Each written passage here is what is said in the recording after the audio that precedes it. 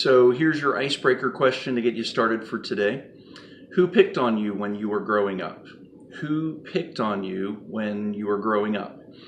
And how's your relationship with that person today? Talk about that. That'll get some things started. And press play when you're ready to dive into the Bible.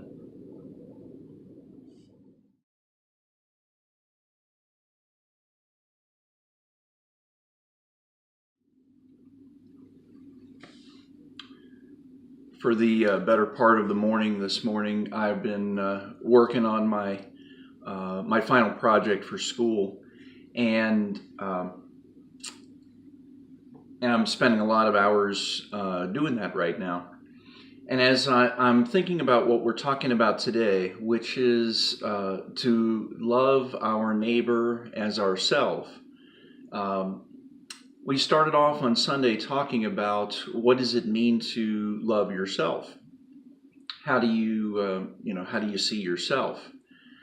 And I was thinking about the fact that when I first started seminary, not this round, but back in 2000, when I went to seminary the first time, I was sitting in a class with a professor who made a comment to the class that we are scholars, we're Bible scholars, and I laughed out loud, and that's because I did not see myself that way.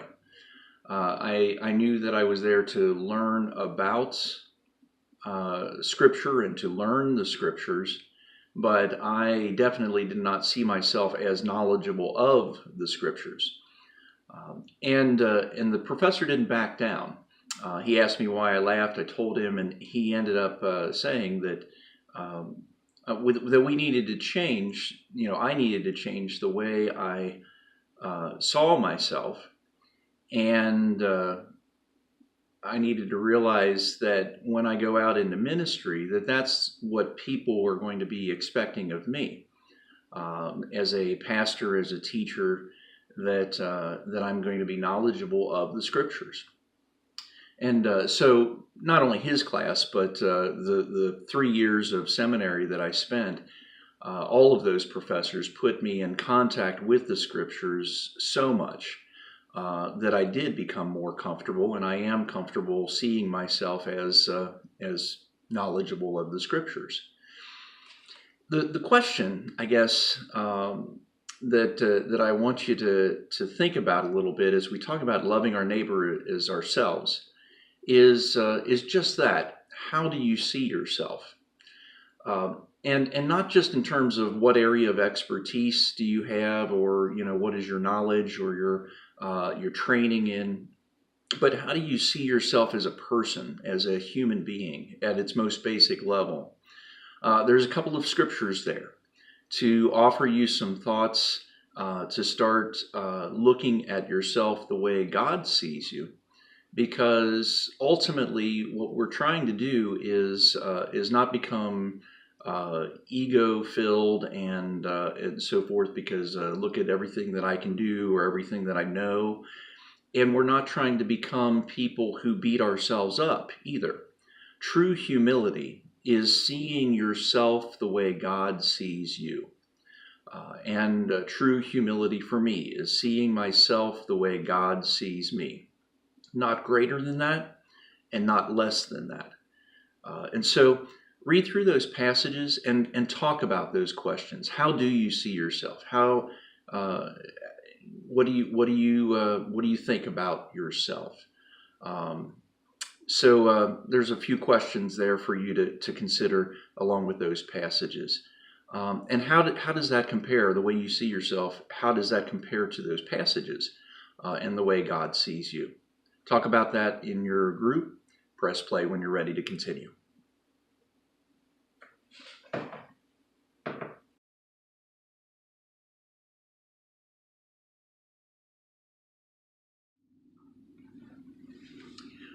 When I'm working on my paper, it puts me in a place where I really need to just kind of lock myself in a room, so to speak, and focus on the paper.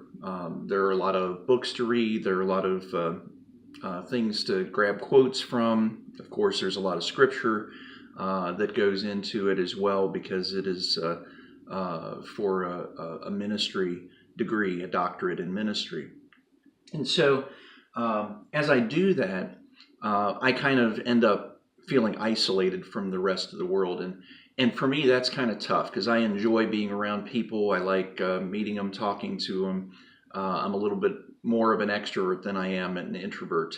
And so I have to work hard to focus in that way. But to be sure, when I go out to be around people, sometimes that can be difficult as well. And it's nothing against people. It's just that building a relationship with God is a little bit easier than building a relationship with people. And that's because a relationship with God, I'm the one who is imperfect. And when I'm building a relationship with people, with a person, that person and I are both imperfect. So when I'm building a relationship with God, all I need to change is myself, and the relationship gets better. When I'm building a relationship with people, with a person, just changing myself doesn't necessarily make the relationship better. And so it's a little bit tougher.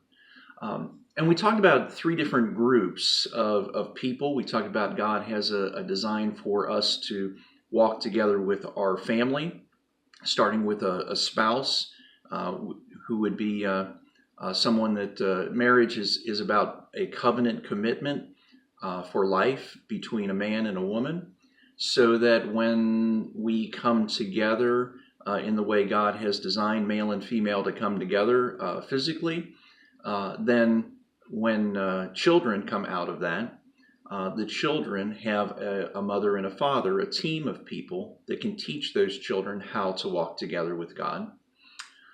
So we talked about family.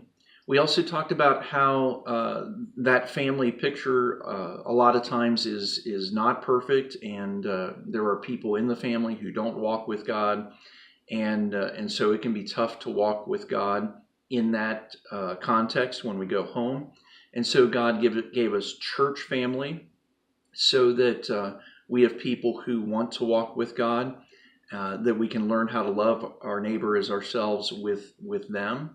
And they're not perfect people, but they are people who are desiring to walk with God, and so that's why they gather together. And so it's it's more God focused as we learn how to love people. And then the third group I talked about was neighbors.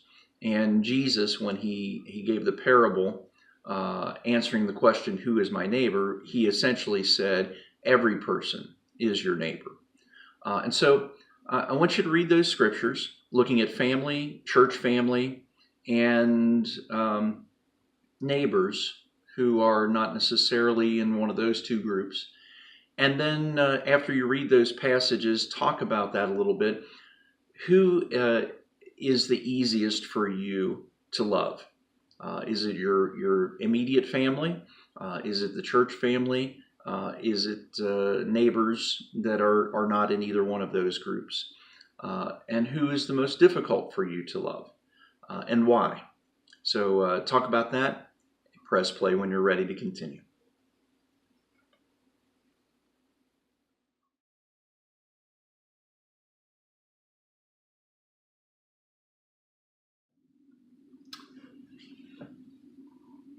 The last category of people that we find Jesus talking to us about is a group that's even more difficult to love, and that is someone who sets themselves up as an enemy, somebody who sees us as an enemy.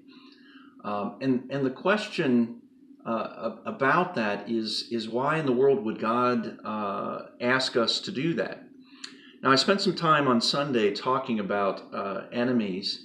And I've mentioned this before, and if you've been around LifeBridge, been around me, you'll hear the statement probably out of me and other people who have been around me, because it helps me to put together a whole bunch of scriptures that put the picture together. That people are not our enemy. That Satan and those fallen angels are actually our enemy. And the enemy is our enemy. And that people are human beings made in the image of God, fearfully and wonderfully made, just like you and just like me. Those people are described as taken captive by the enemy to do the enemy's will. So when a person treats me as an enemy, that person is not the real enemy. That person is captive, taken captive by the enemy. And it helps me to see that person in that way because we destroy enemies, we fight enemies, we set captives free.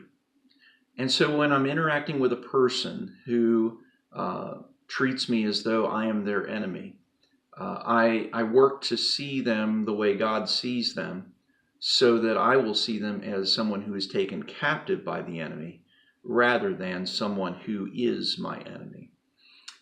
So read that passage. There's one there. There's more, but I gave you one there to go ahead and read about how Jesus says we should treat our enemies. And so I encourage you to read that and then just talk about that a little bit. Why do you think that God does call us to love our enemies and pray for those who persecute us? And do you have people that are in that category of enemy, or really any of the categories? People that you should be loving as much as you love yourself, but you are not. And then I encourage you to pray together with your group that you will get to a place where you truly love your neighbor as yourself, including the person or the people that came to mind during these small group discussions. Know that I'm praying for you as well, and I'm also praying and asking you to pray for me, that I will continue to grow in loving my neighbor as myself, that all of us will grow to be people who love God with everything and who love our neighbor as ourselves. God bless.